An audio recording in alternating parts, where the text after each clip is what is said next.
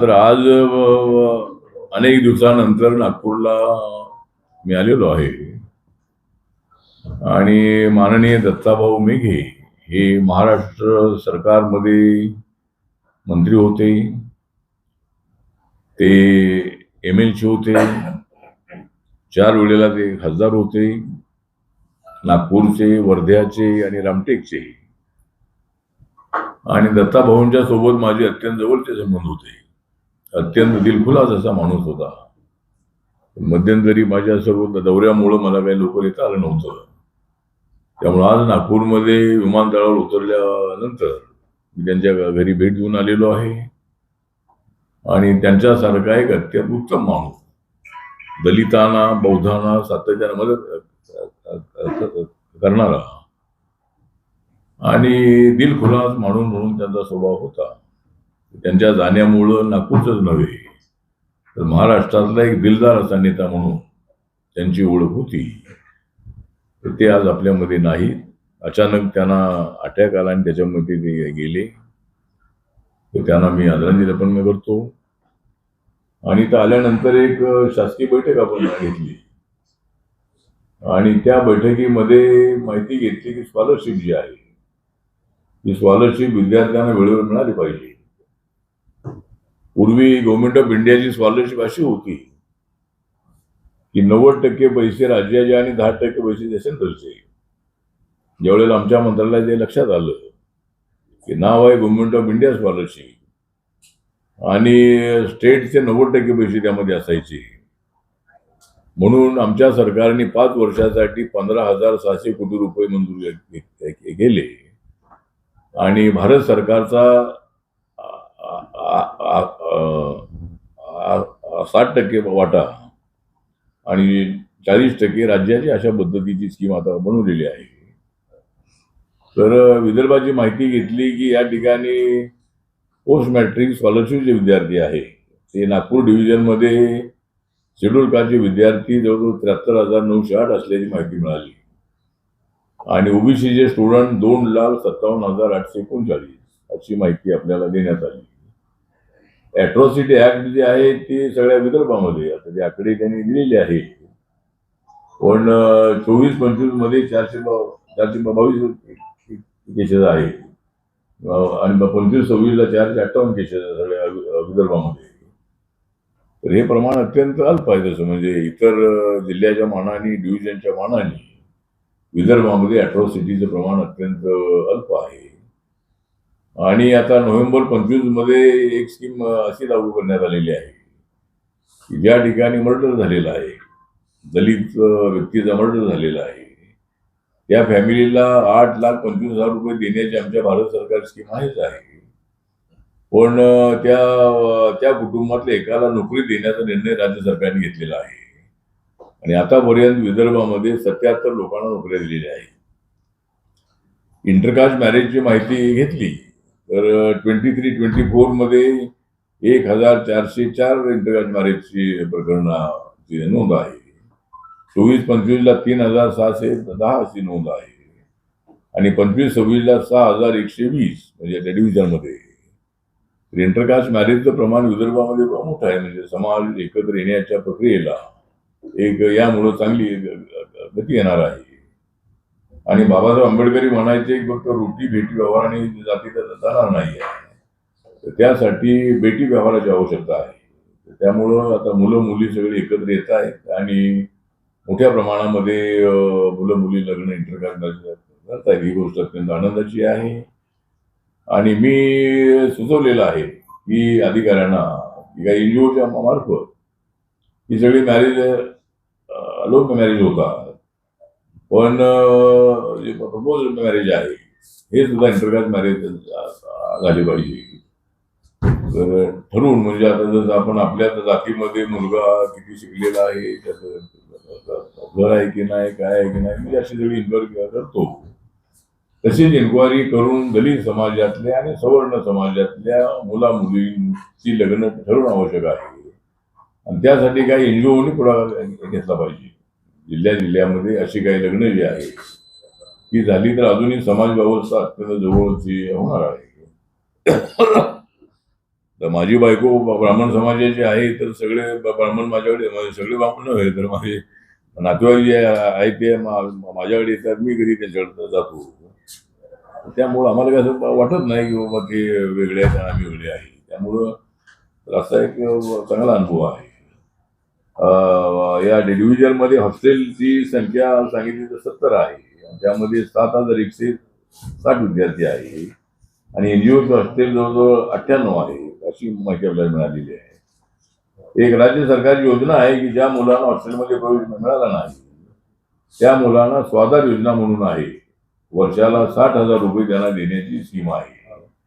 तर त्यामध्ये जवळजवळ 10,130 विद्यार्थ्यांना या स्कीमचा फायदा होतो आणि नागपूर जिल्ह्यामध्ये 5,131 मुलांना या स्कीमचा फायदा होतो. अशी अशी माहिती आपल्याला दिलेली आहे. त्यानंतर ओल्ड एज होम जे आहे ते मातोश्री स्कीम स्टेटचे ते फक्त 5 ओल्ड एज होम आहे आणि आमच्या सेंट्रलची जे 4 ओल्ड एज होम असल्याची माहिती दिली. तर आमच्या भारत सरकारची स्कीम आहे की एका जिल्ह्याला एक ओल्ड एज होम देण्याची स्कीम आहे. त्या एनजीओनी अप्लाय करण्यासाठी अधिकाऱ्यांनी पुढाकार घ्यावा आणि विदर्भामध्ये या डिव्हिजनमध्ये जेवढी जिल्हे आहे त्या 11 जिल्ह्यामध्ये 11 आम्हाला ओल्ड एज होम देता येतील. राष्ट्रीय प्रपोजल पाठवा असं पण त्यांना सूचना दिलेली आहे. आणि नागपूर डिस्ट्रिक्टमध्ये जवळजवळ 1,45,540 ओल्ड एज ओल्ड सिनियर सिटीजनना 1,45,540 लोकांना पेन्शन मिळते आहे. त्यानंतर नागपूर जिल्ह्यामध्ये दिव्यांग जनांची संख्या 53,000 आहे आणि 27,286 लोकांना पेन्शन मिळते आहे. रमा योजनेची घरं जवळजवळ 20,268 एवढी घरं मिळालेली आहे आणि प्रधानमंत्री आवास योजनाची 7,086 घरं मिळालेली आहे. मुद्रा योजनेचं जे काय लोन आहे ते 2,63,745 एवढ्या लोकांना हे लोन देण्यात आलेलं आतापर्यंत आणि जवळजवळ 2,902 कोटी रुपये ही त्यांच्यासाठी देण्यात आलेली आहे. त्यानंतर उज्ज्वला योजनाची गॅस कनेक्शन जे आहे ते नागपूर जिल्ह्यामध्ये 84,460 लोकांना गॅस कनेक्शन देण्यात आलेलं आहे. तर अशी माहिती दिलेली आहे. त्यानंतर नागपूर जिल्हा परिषदेमध्ये 6,378 कर्मचारी आहे आणि त्यामध्ये शेड्यूल कास्टचे 826 आहे, एसटीचे 448 आहे, असे एसटीचे मिळून 1,274 हे एवढ्या जागा भरलेल्या आहेत. नागपूर म्युनिसिपल कॉर्पोरेशनमध्ये 17,981 पदं मंजूर आहे आणि त्यामध्ये भरलेली पदं 9,216 आहे. त्यामध्ये सफाई मजुरांची संख्या 6,445 आहे आणि हे सगळे सफाई मजूर परमनंट आहे आणि 387 फक्त कॉन्ट्रॅक्टमध्ये आहे.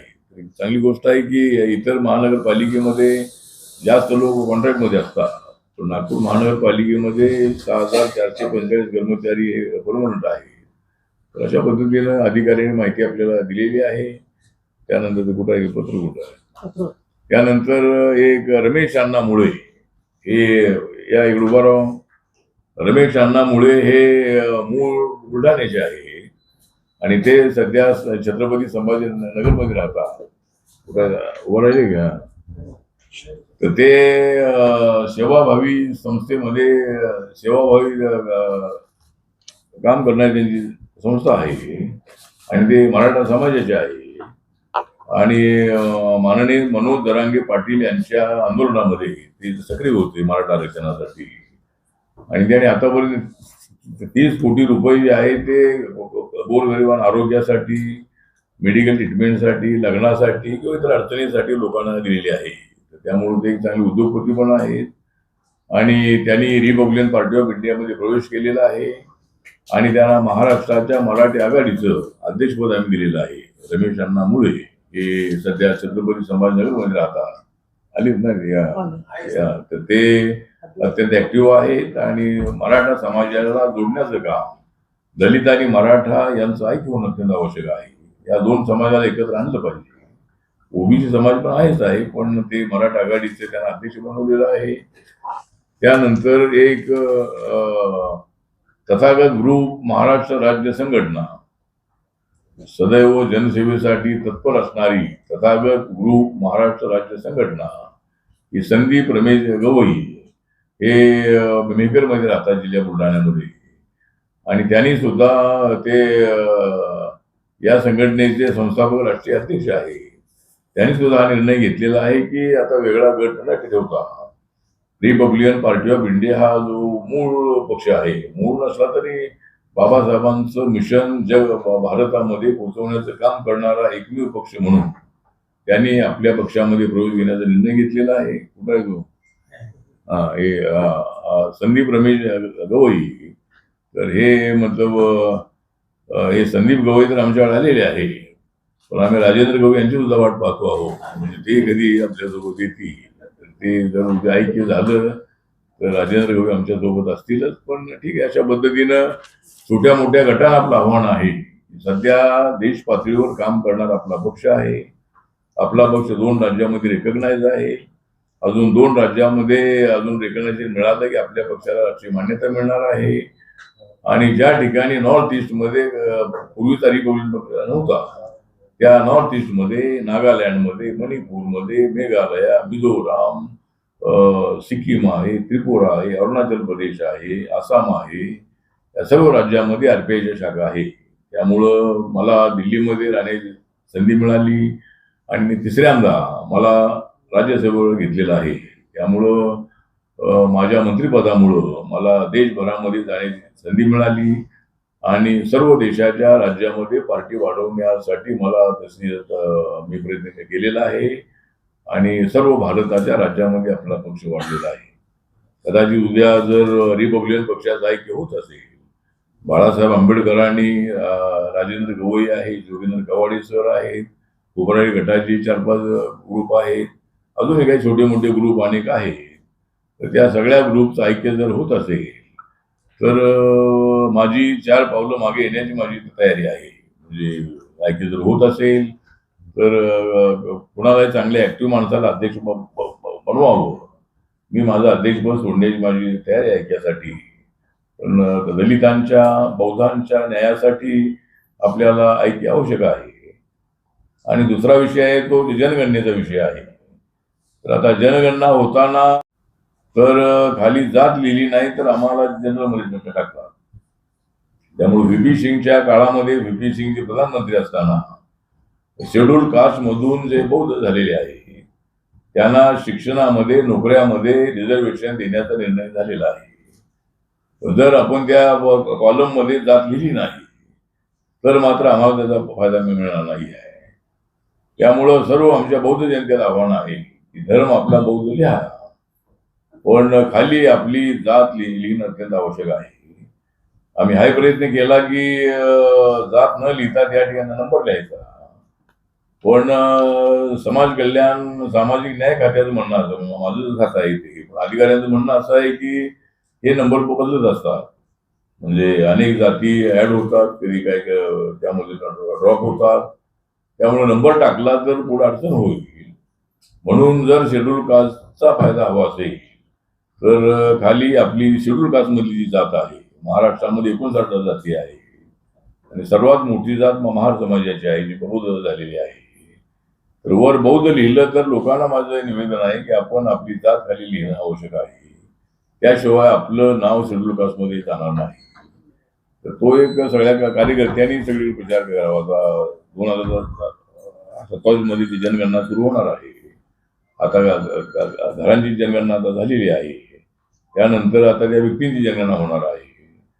आणि नरेंद्र मोदी सरकारने फार मोठा चांगला निर्णय घेतलेला आहे की जातीच्या आधारावर जनगणना करण्याचा निर्णय घेतलेला आहे. त्यामुळे प्रत्येक जातीचं पर्सेंटेज किती आहे, प्रत्येक जातीची आर्थिक स्थिती काय आहे याची माहिती सगळी मिळणार आहे. आणि प्रत्येक जातीला काय मदत करायची या संबंधामध्ये आपल्याला चांगला प्रयत्न करता येणार आहे. त्यामुळं राहुल गांधी सारखे म्हणत होते की जातीच्या आधार त्यांना करा, पण त्यांचं सरकार असताना काही त्यांनी कधी केलेली नाही. पण नरेंद्र मोदी सरकारने त्याचे निर्णय घेतलेला आहे आणि त्यामुळं आता जातीवार जनगणना झाल्यानंतर प्रत्येक जातीचे किती पर्सेंटेज आहे ते कळणार आहे. महाराष्ट्रामध्ये शेड्यूल कास्टच्या जाती 59 आहे. ऑल इंडियामध्ये 1200 जाती शेड्यूल कास्टमध्ये आहे. तर शेड्यूल कास्ट मधून जे बौद्ध झाले आहेत त्यांनाच सवलती देण्याचा निर्णय आहे. जे ब्राह्मण समाजातून, मराठा समाजातून, ओबीसी समाजातून किंवा इतर समाजातून जे बौद्ध झालेले आहेत अशांना त्याचा फायदा होत नाही आहे. कायदा असा आहे की शेड्यूल कास्ट मधून जे बौद्ध झालेले आहेत त्यांना त्याचा फायदा मिळणार. त्यामुळं खाली जात लिहावी, हिंदू लिहिण्याची आवश्यकता नाही आहे. बौद्ध लिहिलं की धर्म बौद्ध लिहिला की खाली जात कुठली आहे ते आपण आपले महार मान चांबा कोणी आपले आहे जे बौद्ध झालेले आहे त्यांनी असं आपलं आव्हान आहे. त्यानंतर आता जातीचं जे वर्गीकरण आहे, जातीच्या वर्गीकरणाच्या संबंधामध्ये अनेक लोकांच्या मनामध्ये मतभिन्नता आहे. अनेक लोकांचं म्हणणं आहे की ही वर्गवारी अशी होऊ नये, अपकड असं होऊ नये अशी काही लोकांचं म्हणणं आहे. आणि मी माननीय मुख्यमंत्री देवेंद्र यांच्याशी बोललेलो आहे आणि कुठल्याही जातीवर अन्याय होणार नाही याची खबरदारी मी घेणार असे ते म्हणालेले आहे. अद्याप निर्णय झाला नाही. पण सुप्रीम कोर्टाने मात्र पूर्वी आंध्र प्रदेशमध्ये माला मादिगा अशा पद्धतीचा मादिगांना वेगळं रिझर्वेशन देण्याचा निर्णय घेतला होता. पण सुप्रीम कोर्टाने सांगितलं होतं की असं करता येणार नाही. त्यामुळे चंद्रबाबू नायडू सरकार 15-20 वर्षापूर्वी असताना हा निर्णय झाला होता. पण सुप्रीम कोर्टाने त्याला विरोध केलेला होता. पण अलीकडे 1-1.5 वर्षापूर्वी सुप्रीम कोर्टाने सांगितलेलं आहे की ज्या राज्याला कॅटेगरायझेशन करायचं आहे त्यांनी करावं अशा पद्धतीचा निर्णय त्यांनी दिल्यानंतर महाराष्ट्र सरकारने एक समिती नेमली होती. काय समितीचं नाव माहिती आहे? बदर समिती. आणि आता त्याचा रिपोर्ट काय आहे तो अजून माहित नाही कुणाला. पण आता हरकती मात्र मुख्यमंत्र्यांनी मला सांगितलेलं आहे की आम्ही सगळ्या जातींच्या ऍक्टिव्हिस्टची माहिती, त्यांचं ओपिनियन आम्ही घेतो आहोत आणि त्यानंतर मग काय करायचं त्याचा निर्णय आम्ही घेऊ. त्याच्यामध्ये आमची सूचना अशी आहे की जर जातीवार जनगणना कॅटेगरायझेशन होणार असेल तर प्रत्येक जातीचं किती पर्सेंटेज आहे, आता जनगणना होणारच आहे त्यामुळं जनगणना होईपर्यंत थांबावं. आणि जनगणनेमध्ये बौद्ध किती आहेत, मातंग किती आहे, चर्मकार किती आहेत त्या पर्सेंटेज प्रमाणे त्यांना ते आरक्षण देण्याचा निर्णय घ्यावा अशी एक आमची मागणी आहे. म्हणजे कुणावर अन्याय होऊ नये. आणि ती जागा जी शुल्कासमधली जर जागा आहे तर ती जागा समजा मातंग समाजाला द्यायची आहे आणि त्या ठिकाणी उमेदवार त्यांचा मिळाला नाही तर ती जागा ही पहिल्या बौद्ध समाजाला मिळाली पाहिजे. तर मातंग समाजानंतर चर्मकार समाज आहे त्यांच्यामध्ये मिळायला नाही की मातंग समाजाला मिळाली पाहिजे. अशा पद्धतीत त्याच्यामध्ये स्टडी करून त्याचा निर्णय घ्यावा अशी एक आमची मागणी आहे. आणि दुसरा विषय आहे तो महिला आरक्षणाचा विषय आहे. महिला आरक्षणाला विरोधी पक्ष आम्हाला पाठिंबा देतील अशी अपेक्षा होती. आमच्याकडे 2/3 मेजॉरिटी नाही याची आम्हाला कल्पना होती. पण काँग्रेस आणि समाजवादी पार्टी, ममता दीदींची टीएमसी, डीएमके या सगळ्या पक्षांनी महिला आरक्षणाला 2023 मध्ये पाठिंबा दिला होता आणि एक मताने नवीन संसद भवनामध्ये घेतलेल्या विशेष अधिवेशनामध्ये सर्व पक्षांच्या पाठिंब्यामुळं एक मताने ते बिल पास झालं होतं. आणि आता जे बिल आम्ही आणलं होतं त्यामध्ये सगळे राहुल गांधींचा, काँग्रेस आणि सगळे पक्ष त्याला पाठिंबा देतील आमची अशी अपेक्षा होती. पण या विरोधकांनी डाव खेळला आणि महिलांच्या विरोधामध्ये मतदान केलेलं आहे आणि त्यामुळे हे बिल पहिल्यांदाच नापास झालेलं आहे. नरेंद्र मोदीचं सरकार 14 मध्ये आल्यापासून या 12 वर्षामध्ये एकही बिल असं केलं झालं नव्हतं. पण हे पहिलंच बिल असं होतं की आमच्याकडे 2/3 मेजॉरिटी नव्हती. त्यामुळं अडचण आलेली आहे. तर आता आमचं बिल असं होतं की ज्या सध्या 545 जागा लोकसभेच्या असतात म्हणजे आहे त्याच्यामधल्या 2 जागा अँग्लो इंडियनच्या असतात आणि 543 जागा इलेक्शनच्या इलेक्टिव्हच्या जागा असतात इलेक्शनच्या. तर बिल आपण पास केलेलं होतं अगोदर की 1/3 रिझर्वेशन महिलांना देण्याचं बिल 2023 मध्ये संमत झालं होतं. आता जे बिल आणलं होतं आमच्या सरकारने ते बिल असं होतं की महिलांसाठी 273 जागा द्यायच्या आणि 543 मध्ये त्या जागा ऍड करायच्या आणि लोकसभेच्या 816 जागा करायच्या. आणि डिलिमिटेशन जे आहे हे डिलिमिटेशन होणं अत्यंत आवश्यक आहे.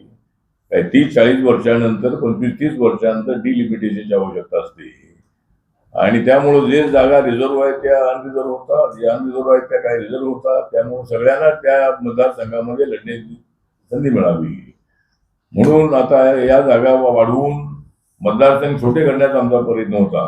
त्याच्यामध्ये विरोधकांना काही नुकसानाचा विषय येणार नव्हता आणि साऊथवर अन्याय होतोय हा प्रचार करण्यात आला. पण आणि उत्तरेच्या जागा वाढतील अशी चर्चा करण्यात आली. पण सध्या उत्तरेच्या जागा जास्त आहेत आताही. त्यामुळे उत्तरेच्या जागा वाढणार होत्या आणि दक्षिणेच्या जागा वाढणार होत्या. जेवढ्या आता जागा आहेत त्याच्या 33% जागा त्यामध्ये वाढणार होत्या. त्यामुळं कुठल्या राज्यावर आणण्याचा विषय अजिबात नव्हता. पण हे बिल नापास झालेलं आहे. त्यामुळे देशभरातल्या महिलांना आमचं आव्हान आहे की 2029 मध्ये 3 वर्षानंतर इलेक्शन येणार आहे. त्यावेळेला आम्हाला आपण 2/3 मेजॉरिटी द्या. आणि महिलांवर मोठा अन्याय झालेला आहे आणि महिलांचं आरक्षण हिरावून घेण्याचा प्रयत्न राहुल गांधी, अखिलेश यादव, ममता बॅनर्जी, स्टालिन यांनी केलेला आहे. त्यामुळं मला असं वाटतं की तिकडे ममता दिदींचा पराभव झालेला आहे, तिकडे स्टालिनचा पराभव झालेला आहे, आता राहुल गांधींचा पराभव होणार आहे आणि अखिलेश यादव यांचा सुद्धा आता पुढच्या वर्षी ज्या इलेक्शन आहेत असेंब्लीच्या त्यामध्ये त्या ठिकाणी बीजेपीला फार मोठं त्या ठिकाणी जागा मिळतील अशा पद्धतीची आम्हाला अपेक्षा आहे. आणि आमचा नॅशनल डेमोक्रेटिक अलायन्स हा जो पक्ष आहे या पक्षामध्ये RPI आहे आणि रिपब्लिकन पक्षामध्ये मी आहे आणि मी आता 3ऱ्यांदा राज्यसभेवर मी आलेलो आहे. रिपब्लिकन पार्टी ऑफ इंडियाच्या EB फॉर्म निवडून आलेलो आहे. म्हणजे मला बीजेपीने जरी तिकीट दिलं असलं तरी सगळे खासदार मला पाठिंबा देणार त्यांचेच होते. त्यामुळं मी RPIच्या तिकिटावर निवडून आलेलो आहे आणि आतापर्यंत मी काँग्रेसच्या अलायन्समध्ये 3 वेळा मी लढलो होतो इलेक्शन. त्यावेळेला काँग्रेसच्या किंवा राष्ट्रवादी सिंबॉलवर मी लढलो नव्हतो. मी माझ्या पक्षाच्या आणि कधी इंडिपेंडेंट असं सिंबॉल मी घेतलं होतं. त्यामुळं मी RPI म्हणून मी त्या NDA मध्ये आहे आणि माझी खासदारकी RPI म्हणून आहे. 3ऱ्यांदा मला तर संधी मिळालेली आहे. म्हणून नाही म्हणजे असा का कायदा नाही जे जो आरक्षित कम्युनिटी मधला जो उमेदवार आहे तर तो जनरल मध्ये उभा राहू शकत नाही असं नाही आहे. कुठला काय मला माहित नाही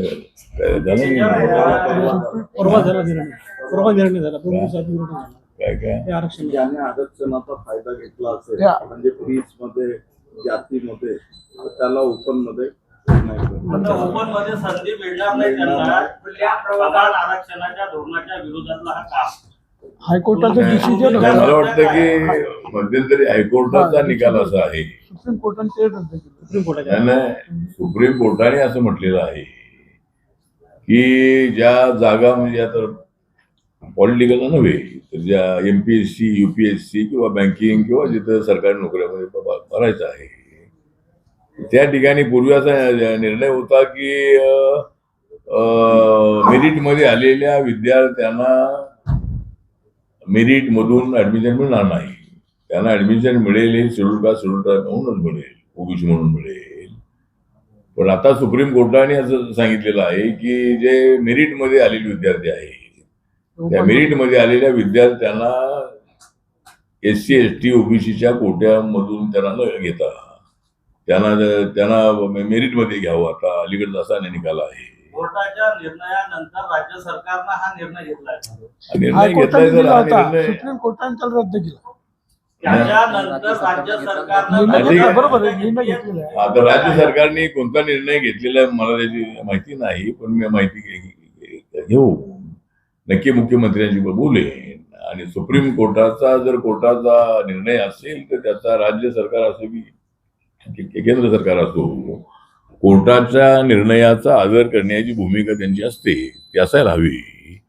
आणि कोर्टाने घेतलेल्या निर्णयाच्या विरुद्ध जर हा त्याचा निर्णय असेल तर तो निर्णय रद्द करावा म्हणून मी मुख्यमंत्र्यांना भेटणार आहे.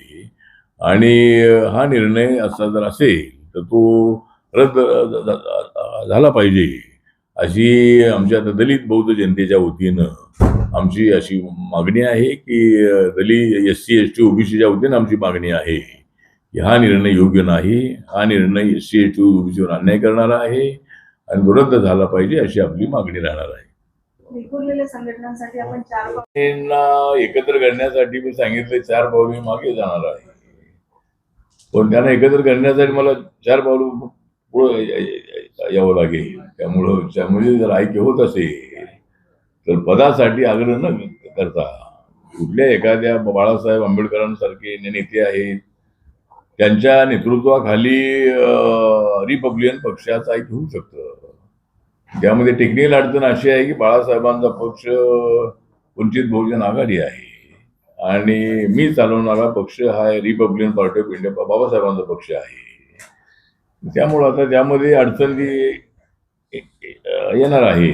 पण आता एकत्र बसून जर असा काय मार्ग निघत असेल कारण मी काय वंचित आघाडीमध्ये जाणार नाही आहे. पण बाळासाहेबांनी RPI मध्ये यायला काही हरकत नाही आहे कारण रिपब्लिकन पक्ष बाबासाहेबांचा पक्ष आहे. पण सगळ्या बाळासाहेबांच्या भूमिकेशी मी सहमत आहे की एका जातीच्या मतावर निवडून येणं शक्य आहे. त्यामुळे सर्व जाती जमातींना सोबत आणावं हा बाबासाहेबांचाच मिशनचा कार्यक्रम आहे. त्यामुळं सर्व जाती जमातींना एकत्र आणण्याच्या भूमिकेला बाळासाहेबांच्या माझा पूर्ण पाठिंबा आहे. आणि म्हणून रिपब्लिकन म्हणजे फक्त दलित नव्हे, रिपब्लिकन म्हणजे सर्व जाती जमातींना एकत्र आणणं एक व्यापक अशा पद्धतीची व्याख्या जी आहे ती लोकांपर्यंत पोहोचवणं आवश्यक आहे. आणि म्हणून सगळ्या गटातटाने एकत्र यावं. पण माझं व्यक्तिगत मत असंच आहे की बाळासाहेब आंबेडकरांच्या शिवाय आम्ही सगळे एकत्र आलो तर लोकांना ऐक्य वाटत नाही आहे. किंवा मला सोडून बाळासाहेबांनी जरी सगळ्यांनी एकत्र आणलं तरी लोकांना ऐक्य वाटत नाही आहे. बाळासाहेब आंबेडकर आणि मी एकत्र येत नाही तोपर्यंत ऐक्याच्या प्रक्रियेला गती येत नाही आहे. त्यामुळे आता माझी इच्छा असली तरी त्यामध्ये काही टेक्निकल अडचणी आहेत. बाळासाहेबांना वाटतं की एकत्र आलो कधी पुढे ऐक्य काय सांगता येत नाही. त्यामुळे एकत्र येऊन काही उपयोग नाही अशी त्यांची भूमिका त्यांची आहे.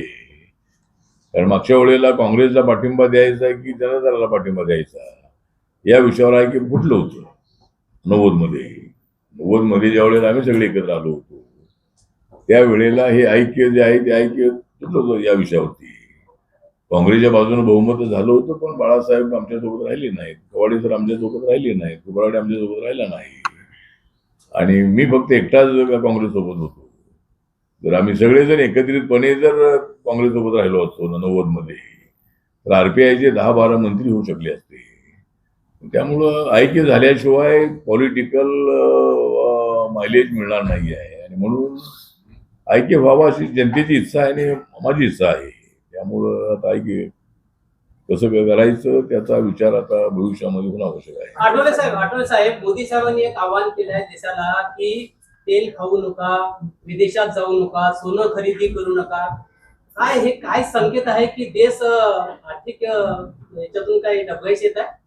नाही, मोदी साहेबांनी सांगितल्यामुळं मी अमेरिका, लंडन, दुबई, ऑस्ट्रेलियाचा दौरा रद्द केलेला आहे.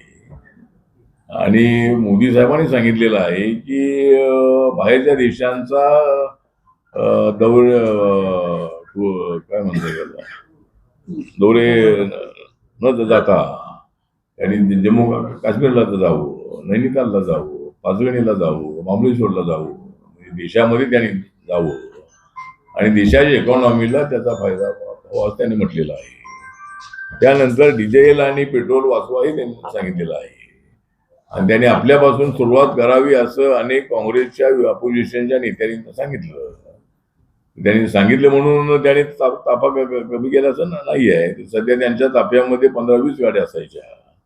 आता सध्या त्यांची गाडी आणि 2000 गाड्या असतात. त्यांनी आपल्या ह्याच्यामध्ये कपात केलेली आहे. अमेरिका आणि इराणच्या युद्धामुळं ही सगळी काही निमित्त झालेली आहे. त्यानंतर आता इलेक्शन नंतर असं का जाहीर केलं असा सवाल अनेकांचा आहे.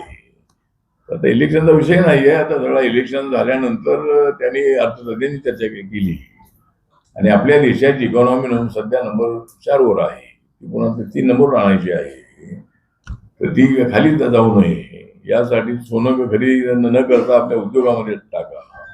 मेड इन इंडियाला चांगलं गती द्या किंवा अशा पद्धतीने त्यांनी आवाहन केलेलं आहे. त्यामध्ये राजकारण न आणता सर्वांनी मला वाटतं की त्यांच्या आव्हानाला प्रतिसाद द्यावा आणि माझ्या पक्षाने निर्णय घेतलेला आहे की मोदी साहेबांनी घेतलेल्या निर्णयाला आमचा पूर्ण पाठिंबा आहे आणि सर्वांनी आपल्या या सगळ्या व्यवहारामध्ये कपात करावी अशा पद्धतीची आमची भूमिका आहे. काल त्यांनी आव्हान